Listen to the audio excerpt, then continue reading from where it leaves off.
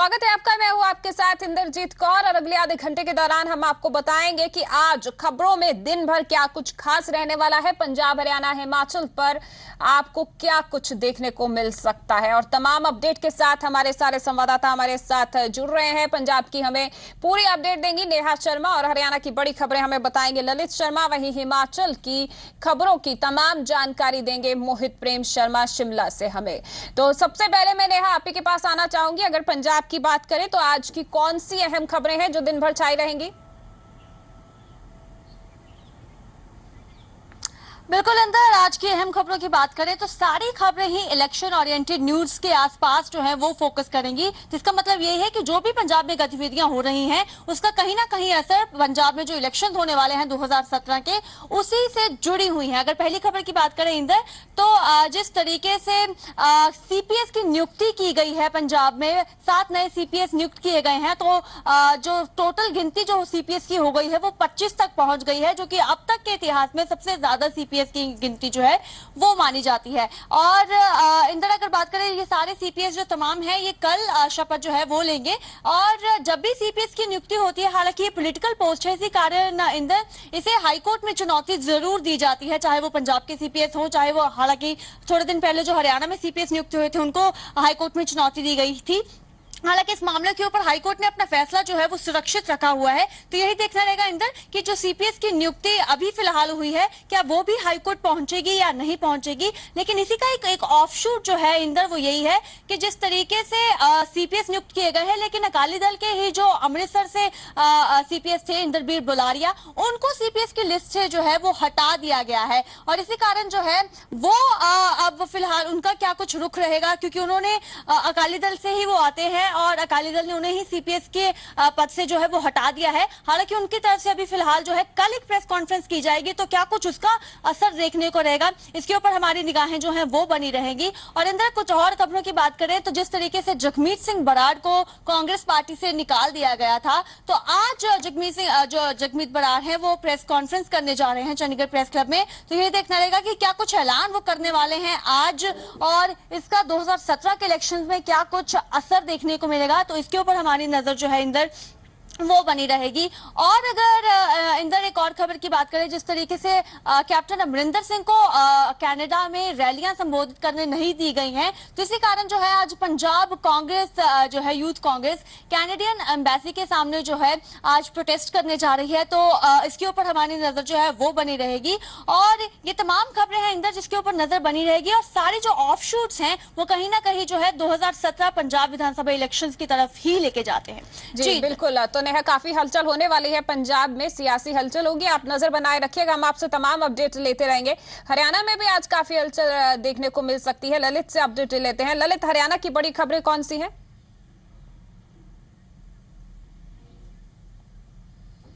इंदर, बात करूं हरियाणा की बड़ी खबर की, क्यों निश्चित तौर से हरियाणा की राजनीति में नए समीकरण बन रहे हैं और किस तरह से नए समीकरण बदल रहे हैं उसको लेकर पूरे हरियाणा में आज हलचल बनी रहेगी।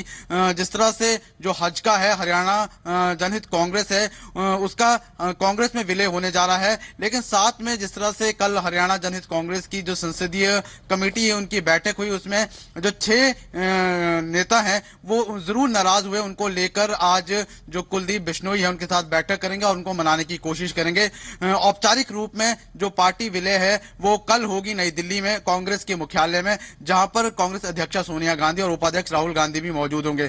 तो कहीं ना कहीं जिस तरह से हजका का कांग्रेस में विलय हो रहा है, नए समीकरण जरूर बने हैं हरियाणा की राजनीति में, और इसका क्या फायदा मिलता है हजका को या कांग्रेस को, इस पर भी हमारी नजर बन रहेगी। उसके अलावा अगर हम बात करें, जिस तरह से विलय हुआ उसके बाद से जो दूसरे राजनीतिक दल है उन्होंने जरूर कटाक्ष किया है और बयानबाजी जरूर की है, चाहे वो मुख्यमंत्री मनोहर लाल खट्टर की बात हो या फिर इनेलो की बात हो। उन्होंने कहीं ना कहीं कुलदीप बिश्नोई पर निशाना साधा है और कहा है कि कहीं ना कहीं इससे जो डूबता जहाज है उसको उन्होंने सहारा दिया है। तो इस पर भी हमारी नजर बनी रहेगी। उसके अलावा अगर हम बात करें, जिस तरह से कांग्रेस में 3 खेमे बने हुए, इन खेमों पे किस तरह का असर बना रहेगा, क्योंकि लगातार जो गुटबाजी है कांग्रेस पर हावी रही है, चाहे हम बात करें अशोक तंवर ग्रुप हो या फिर पूर्व मुख्यमंत्री भूपेंद्र सिंह हुड्डा का गुट हो, जो इसमें किस तरह से जो हज का सुप्रीमो है, जो अब कांग्रेस में शामिल होने जा रहे हैं, वो किस तरफ बैठते हैं, तो इस पर भी हमारी नजर बनी रहेगी। तो ये हरियाणा की राजनीति के अगर बात करें तो इस पर हमारी नजर बनी रहेगी। उसके अलावा अगर हम बात करें दूसरी बड़ी खबर की,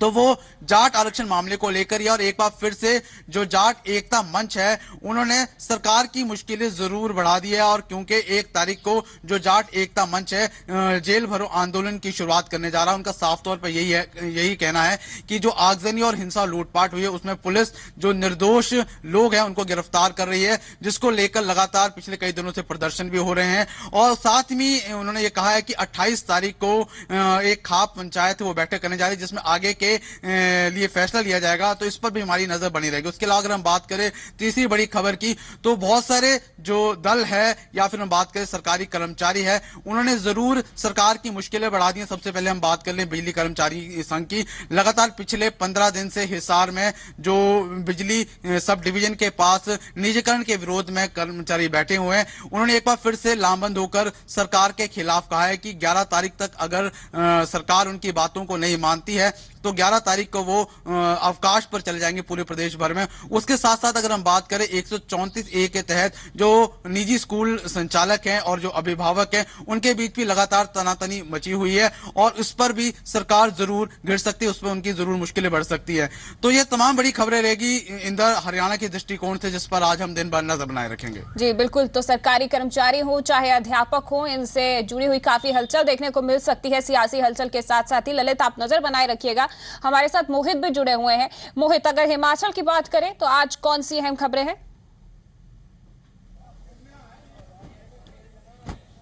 बिल्कुल, देखिए हिमाचल की खबर बात कर ली जाए तो इंदर हिमाचल में जो सियासत है वो काफी गरमाई हुई है।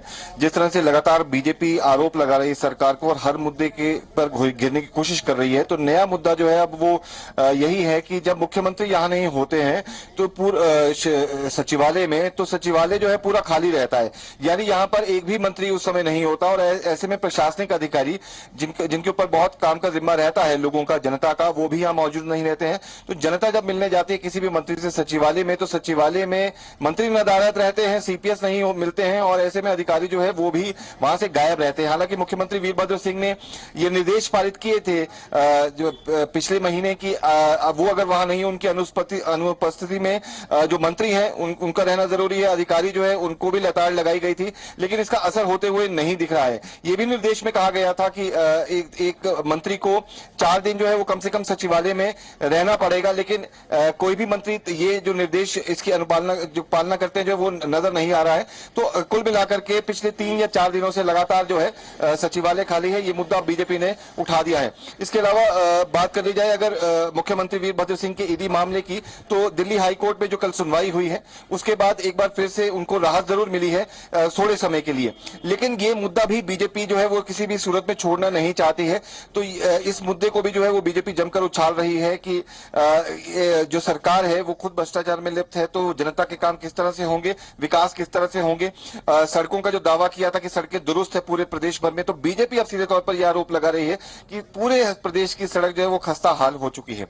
इसके अलावा गर्मियों का मौसम जो है वो शुरू हो गया है, और ऐसे में जंगलों में आगजनी जो है उसकी घटनाएं भी अब उनकी शुरू हो गई है। तो सरकार जो है वो आधुनिक उपकरणों के जरिए ये पता लगाएगी अब कि जो आग लगने का असल कारण क्या होता है। ये माना जाता है कि ज्यादातर जो घासनी होती है हिमाचल प्रदेश में, जो ग्रामीण इलाके होते हैं वहां पर नई घास जो है वो आ जाए और पशुओं के लिए जो है वो चारा बन सके, इसके एवज में जो है वो ग्रामीण जो है वो उन पर भी आरोप लगते रहते हैं कि वो आग खुद लगाते हैं जंगलों में, और इस वजह से जो है करोड़ों रुपए की वन संपदा उसे नुकसान पहुंचता है। बड़े पैमाने पर जो है वो वन्य प्राणी जो है उनकी भी जान जाती है। तो ये भी खबर रहेगी कि इस पर भी हमारी नजर रहेगी कि कौन से जो आधुनिक उपकरण है उनका जो है सहारा लिया गया है इसको जांचने के लिए। हालांकि इसके लिए कानून भी बनाया गया है, सख्ती भी बरती गई है, लेकिन इसका भी असर होते हुए नहीं दिख रहा है। तो ऐसे में जगह जगह जो है वो आग, जंगलों में खासतौर पर आगजनी की घटनाएं जो है वो सामने आ रही हैं। इसके अलावा मौसम की बात कर ली जाए तो अभी भी जो तपते मैदानी इलाके हैं वहां से शिमला और मनाली और डलहौजी जैसे पर्यटक स्थलों पर बड़ी तादाद में सैलानी पहुंच रहे हैं, गर्मी से राहत पाने के लिए। और होटल जो है वो करीब करीब जो है शिमला में पैक होने शुरू हो गए हैं। हालांकि टूरिस्ट सीजन में अभी कुछ दिन और बाकी हैं, लेकिन क्योंकि मौसम जो है वो काफी ज्यादा तपिश दे रहा है मैदानी इलाकों में, तो ऐसे में जो पहाड़ी पर्यटक स्थल है वहां पर सैलानियों की तादाद जो है वो लगातार बढ़ती जा रही है। तो ये वो तमाम बड़ी खबरें हैं जिन पर दिन भर हमारी नजर बनी रहेगी। जी ललित, बहुत बहुत शुक्रिया आपका इस तमाम जानकारी के लिए। नेहा, आपका भी बहुत बहुत शुक्रिया पंजाब की पूरी अपडेट देने के लिए, और साथ ही साथ ललित आपका भी बहुत बहुत शुक्रिया। तो इन सभी बड़ी खबरों पर हमारी नजर बनी रहेगी, तमाम अपडेट देते रहेंगे।